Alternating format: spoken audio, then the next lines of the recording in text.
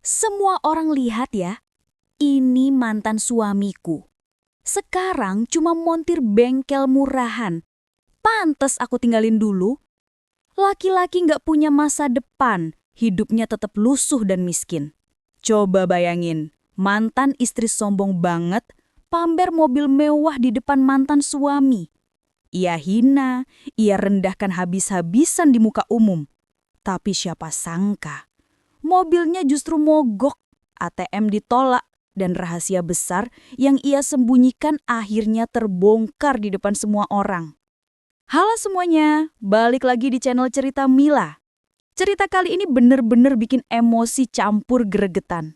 Jangan lupa ya, klik tombol subscribe sekarang juga, aktifkan loncengnya, dan tulis nama serta asal kalian di kolom komentar biar kita makin akrab. Yuk langsung aja kita simak kisah lengkapnya. Jalan protokol sore itu padat, dengan kendaraan yang berderet seperti ular. Di antara keramaian, sebuah sedan mewah berwarna hitam mengilap, meluncur pelan. Dari balik jendela yang terbuka sedikit, terdengar suara musik keras dan tawa seorang wanita. Itulah Ratna, mantan istri Dimas. Sejak bercerai beberapa tahun lalu, hidupnya tampak jauh berbeda. Ia kini selalu tampil dengan pakaian modis, tas bermerek menggantung di lengannya, seolah dunia telah ia genggam. Di trotoar, seorang pria sederhana dengan wajah letih sedang berjalan kaki sambil menggendong helm lusuh. Dialah Dimas, mantan suami yang dulu ia tinggalkan karena dianggap tak punya masa depan. Tatapannya lurus ke depan, meski peluh menetes dari kening akibat teriknya matahari. Ratna segera mengenali sosok itu. Senyum sinis terbit di wajahnya. Ia sengaja memperlambat laju mobil hingga berhenti tepat di samping Dimas. Dengan suara keras, ia memanggil, "Hei, Dimas, masih saja jalan kaki? Astaga, untung aku sudah cerai sama kamu. Kalau masih sama kamu, mungkin aku masih hidup susah. Numpang angkot." Orang-orang yang berjalan di sekitar langsung menoleh. Beberapa bahkan berhenti. Penasaran dengan pemandangan ini, Dimas hanya melirik sekilas, lalu menunduk, memilih diam. Namun, Ratna tidak berhenti. Ia malah membuka pintu mobil, berdiri dengan angkuh sambil menepuk kap mobil barunya. "Lihat ini, mobil baru, mahal. Sementara kamu, bajumu kusam, wajahmu lusuh. Pantas saja aku meninggalkanmu. Kamu itu laki-laki gagal," teriak Ratna tanpa malu, membuat banyak mata tertuju pada mereka. Dimas menahan napas panjang, hatinya seperti disayat-sayat. Tapi bibirnya tetap terkatup rapat. Ia tahu, membalas hanya akan mempermalukan dirinya sendiri. Jadi ia memilih melangkah pergi. Namun Ratna sengaja membunyikan klakson karas-karas, menarik perhatian orang di jalan. "Lihat semua, ini mantan suamiku yang dulu. Hidupnya nggak berubah, tetap miskin, tetap hina," katanya lantang. Membuat beberapa orang yang mendengar menggelengkan kepala. Ada rasa kasihan bercampur jengkel pada sikap Ratna yang terlalu berlebihan. Belum sempat Ratna kembali ke mobilnya, tiba-tiba suara mesin mobilnya tersendat. Brok, sedan hitam itu berhenti mendadak. Asap tipis keluar dari kap. Ratna panik, mencoba menyalakan mesin berkali-kali, namun mobil tetap tak mau hidup. Klakson dan teriakan pengendara lain menambah kekacauan. Ratna turun dengan wajah kalang kabut. "Aduh, kenapa sih? Mobil baru? Kok mogok begini?" gumamnya. Panik, ia mencoba menghubungi seseorang lewat ponsel. Tapi sinyal mendadak lemah di keramaian itu. Orang-orang yang tadinya ia pameri justru mulai tersenyum miring, seolah menikmati ironi yang terjadi.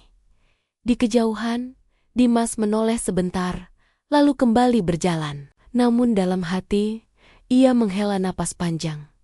Kesombongan itu pasti ada balasannya.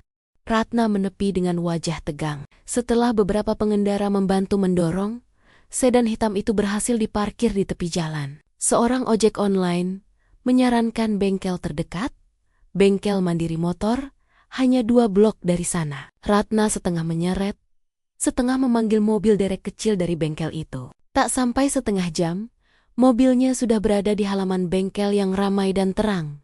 Bau oli, suara impact wrench, dan musik dangdut pelan dari radio tua menyatu dalam hiruk-pikuk kerja. Rak perkakas tersusun rapi, lantai bersih, dan di bagian depan ada meja kasir dengan mesin edisi mengilap. Ratna melangkah masuk dengan langkah sepatu hak tinggi yang berlagu. Tatapannya menyapu bengkel mencari wajah yang bisa ia perintah.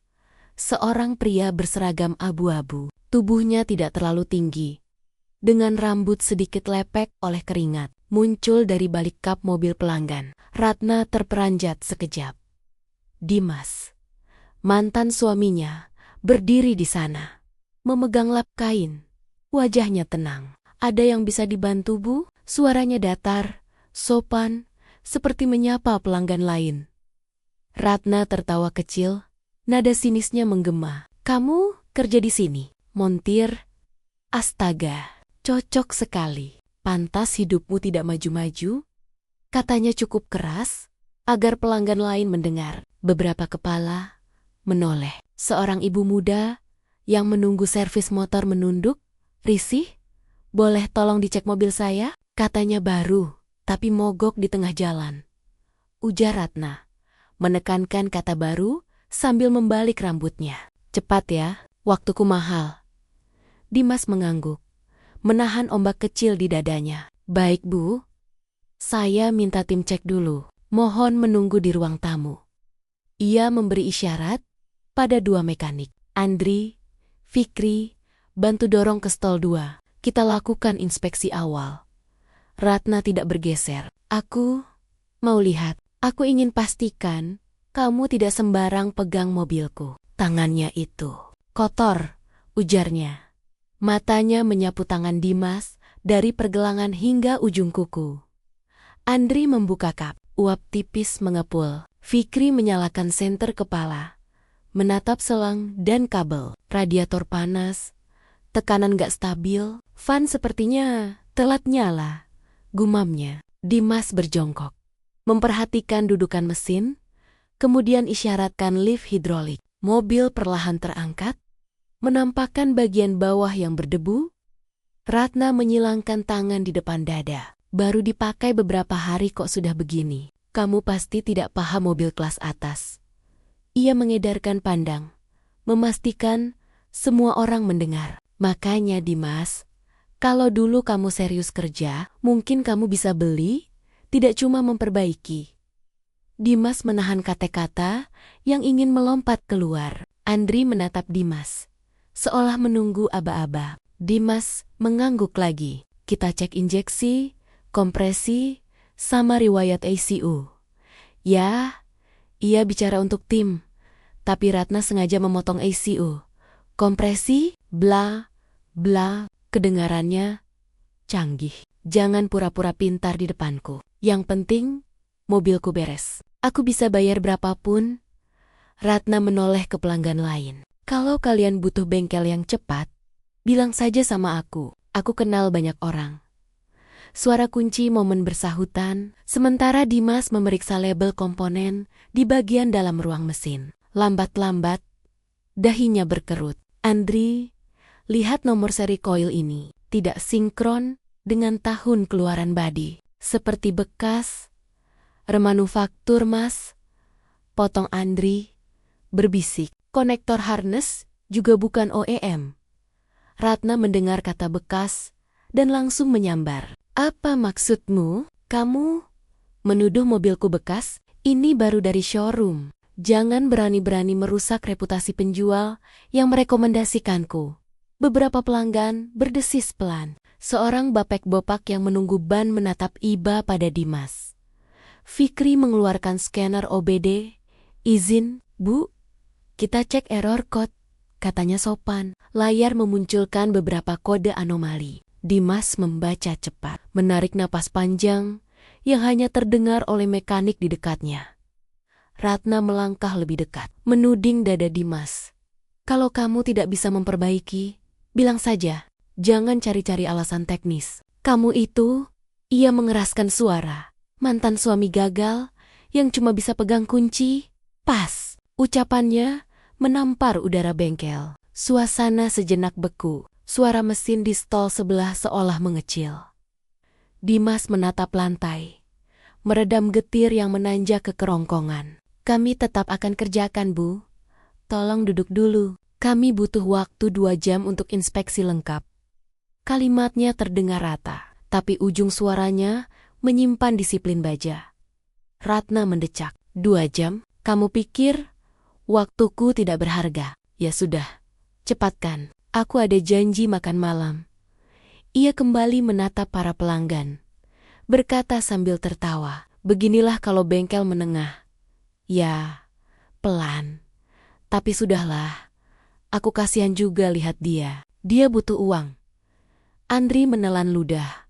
Fikri menunduk. Di pojok, seorang montir senior Pak Wito menyaksikan sejak awal dengan mata tajam. Ia mendekat, mengamati blok mesin dan titik pengelasan yang tidak rapi. Mas, lihat stamping ini, katanya lirih pada Dimas. Seperti blok lama yang dipoles. Dimas mengangguk pelan. Catatan dulu, Pak. Nanti kita jelaskan dengan bukti. Ia sengaja menahan kesimpulan bukan untuk menunda kebenaran, melainkan agar penjelasan nanti berdiri di atas data, bukan emosi. Ratna mendekat ke meja kasir, mengetuk-ngetuk kuku pada permukaan kaca, menuntut perhatian. Kalau sudah selesai, saya bayar pakai kartu. Pastikan ada mesin EDC yang proper. Ya, jangan bikin malu. Kasir mengangguk kaku. Pelanggan lain saling bertukar pandang. Sebagian jelas tidak nyaman dengan nada Ratna. Namun Ratna justru makin tinggi. Hati setiap menit menunggu jadi panggung kecil baginya untuk mengulang-ulang cerita mobil barunya dan betapa mewah hidupnya sekarang. Dibanding masa lalu yang menyedihkan, Dimas kembali ke area kerja. Tangannya bergerak tenang, matanya teliti. Setiap baut dibuka, setiap komponen ditata di tray, setiap anomali difoto. Sementara kalimat-kalimat Ratna bergaung di belakangnya seperti sirina yang melelahkan. Dimas tetap bekerja dalam diam. Ia bukan hendak membuktikan apapun kepada Ratna. Ia hanya ingin melakukan pekerjaannya dengan benar. Ketika scanner kembali berbunyi dan daftar anomali bertambah, Dimas melirik Pak Wito. Keduanya saling paham tanpa kata. Ada sesuatu yang tidak beres, sesuatu yang lebih besar dari sekadar kipas pendingin telat nyala. Di balik cat mengilap dan emblem mewah, mereka melihat jejak usia yang sulit dipalsukan. Ratna menoleh, gelisah karena menunggu terlalu lama. Sudah, ayo cepat, aku tidak mau malamku rusak hanya karena bengkel kecil. Suaranya kembali menajam, mengguratkan sayatan baru di atmosfer bengkel. Dimas menutup kap sementara, menatap jam dinding. Kami lanjutkan inspeksi detail. Bu, mohon bersabar sedikit lagi. Ia kembali melangkah ke stol, menyiapkan laporan singkat, menata kata-kata yang tepat, bukan untuk menyudutkan, melainkan untuk menaruh kebenaran di meja dengan jernih di ruang tunggu. Ratna bersandar dengan resah. Ia belum tahu. Malam ini bukan sekadar soal mobil mogok. Malam ini, satu persatu topeng akan terkelupas dimulai dari mesin yang berbicara jujur, diikuti hal-hal lain yang selama ini ia anggap kebal terhadap kenyataan.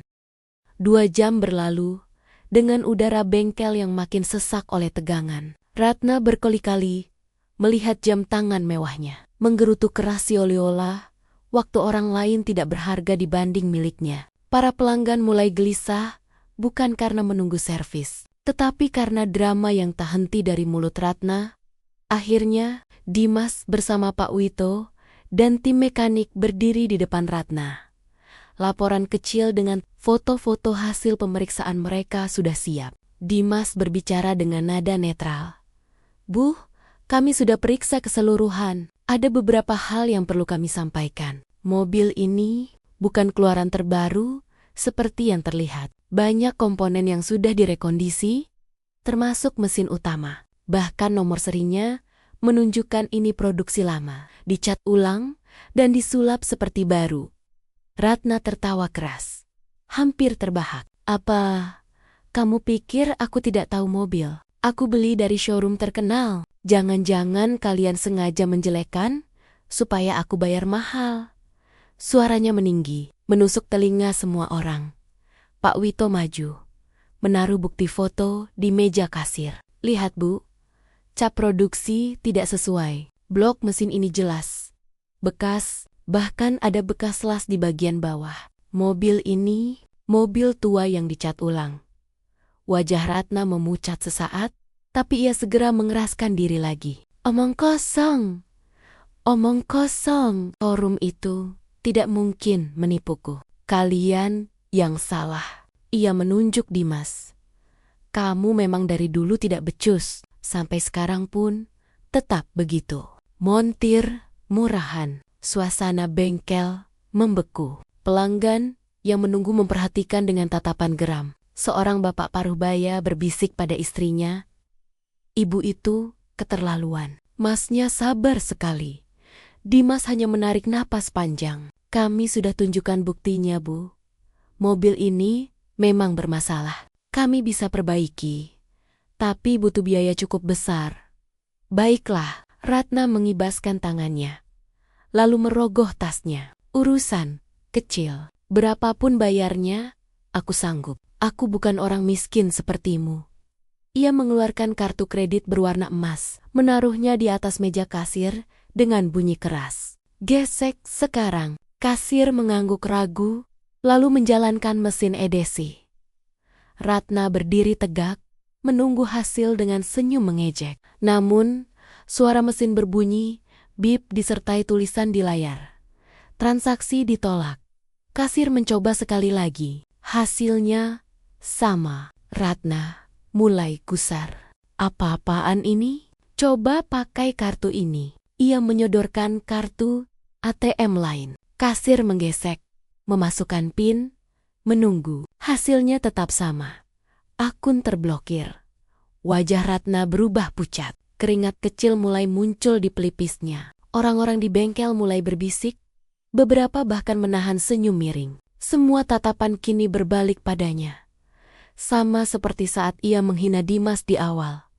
Tidak mungkin, kartu-kartu ini pasti ada masalah dengan mesin ED sekalian, teriak Ratna, mencoba menutupi rasa paniknya. Ia menoleh ke kasir. Pakai mesin lain. Cepat, kasir menunduk.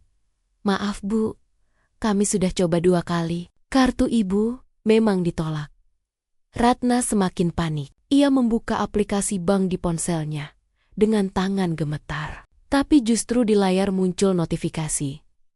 Akun tidak dapat diakses. Hubungi pihak bank.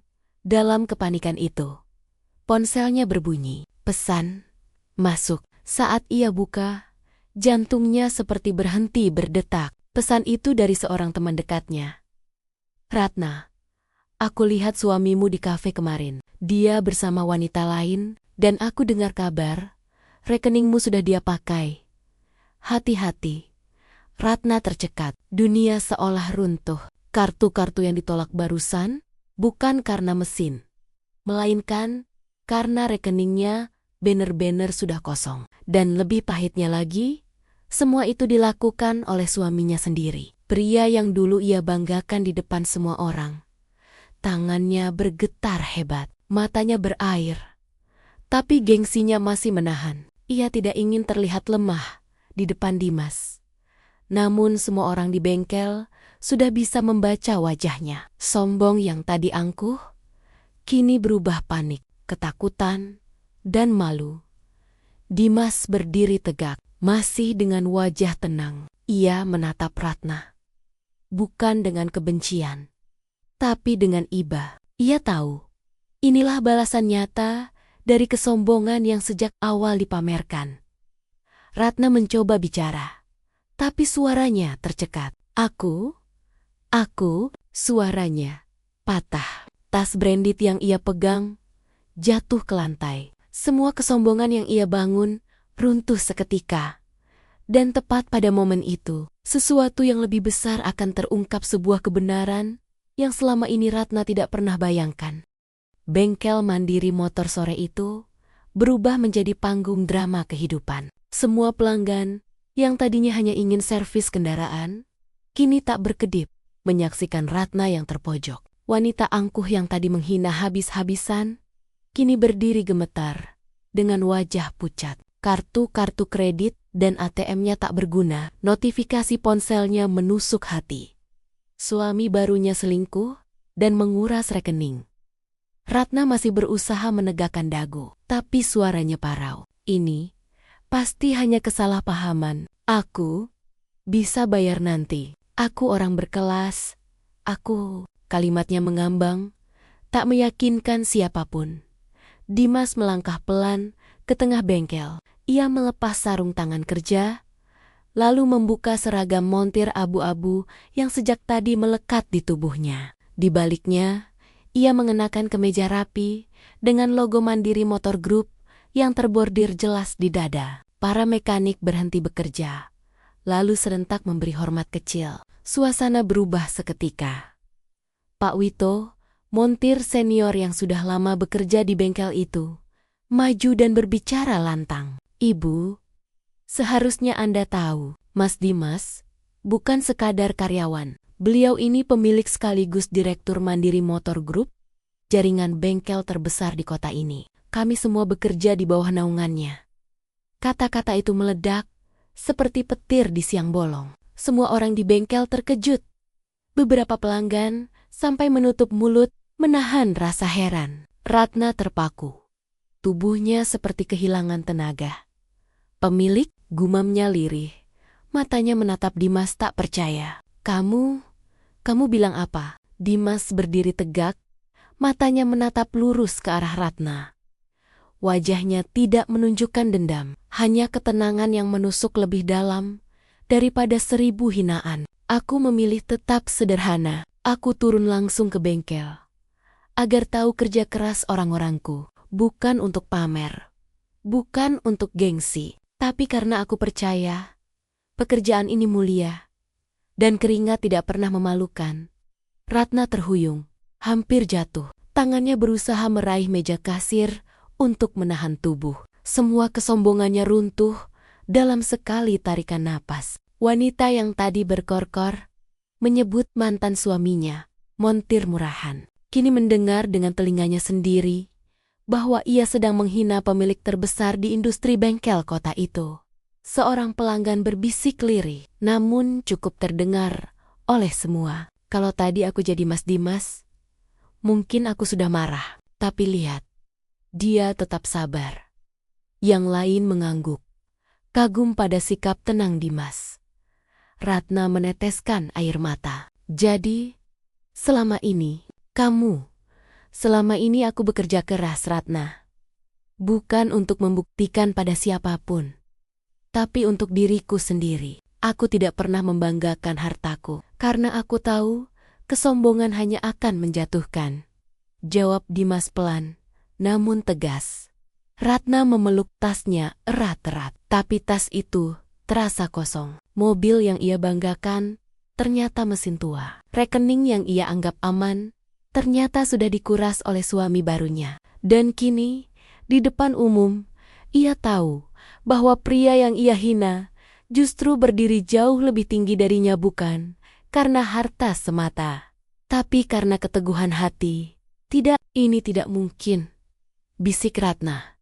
Air mata jatuh membasahi pipinya. Ia ingin menyangkal, tapi kenyataan terlalu jelas. Semua orang menatapnya dengan campuran iba dan benci.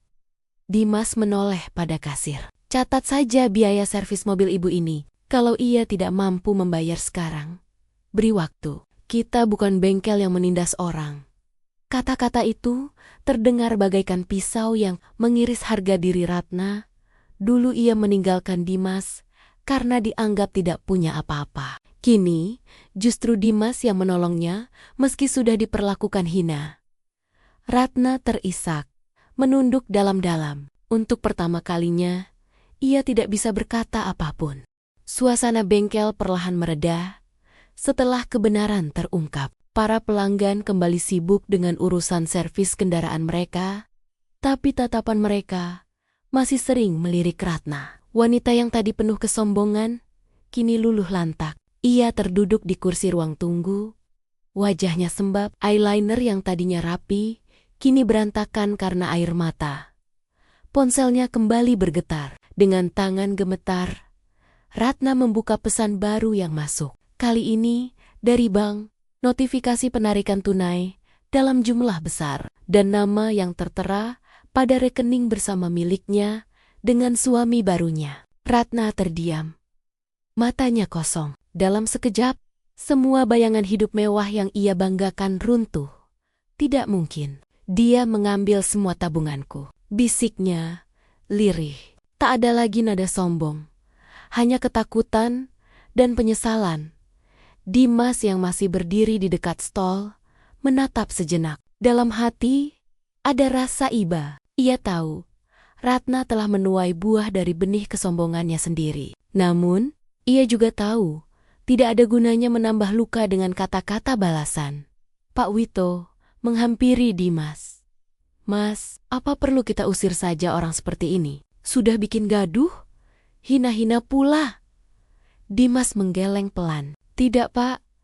Kita tidak diajarkan untuk balas menghina. Biarkan dia belajar dari kesalahannya sendiri. Waktu akan mengajarinya. Ratna mendongak.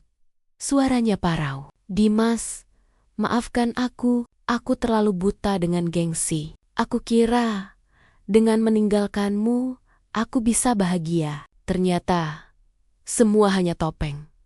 Aku sudah hancur. Ia menangis, memeluk tasnya erat-erat, seolah masih ada sesuatu yang bisa ia genggam. Dimas melangkah mendekat, namun menjaga jarak. Ratna, aku sudah memaafkanmu sejak lama. Bukan karena aku ingin kembali, tapi karena aku tidak mau menyimpan dendam. Hidup terlalu singkat untuk mengikat hati pada kebencian. Ucapan itu menampar lembut hati Ratna, membuat tangisnya semakin pecah. Semua orang di bengkel yang mendengar ikut terdiam. Ada yang menunduk karena terharu. Tak lama kemudian, seorang karyawan lain datang melapor bahwa mobil Ratna sudah dipindahkan ke area samping. Mobil yang ia banggakan kini terbongkar keburukannya. Mesin tua, cat palsu, dan bodi yang dipoles. Seolah-olah mobil itu adalah cermin kehidupannya sendiri, luar mewah, dalam rapuh. Ratna bangkit dengan sisa tenaga. Aku harus pulang, katanya sambil menunduk. Ia melangkah keluar bengkel dengan langkah gontai, meninggalkan tatapan iba sekaligus lega dari orang-orang. Dimas menatap punggung Ratna yang menjauh. Ada rasa lega di dadanya. Bukan karena melihat Ratna jatuh, tapi karena akhirnya kebenaran terungkap. Ia kembali mengenakan seragam kerjanya, lalu menepuk bahu para mekanik. Ayo, kita lanjutkan pekerjaan. Masih banyak orang yang butuh bantuan kita hari ini. Para karyawan mengangguk dengan semangat. Suasana bengkel kembali hidup. Sore itu, cahaya matahari masuk melalui pintu bengkel, menyinari wajah Dimas yang teduh. Di dalam hatinya, ia tahu bahwa ia telah melewati ujian berat. Dihina, direndahkan, dipermalukan. Namun, ia juga tahu bahwa kesabaran dan kerendahan hati selalu membawa kemenangan yang sejati. Kisah ini meninggalkan pesan yang tak terlupakan. Kesombongan hanya akan berakhir dengan kehinaan. Tapi kerendahan hati, seberapapun diremehkan, pada akhirnya akan meninggikan derajat seseorang.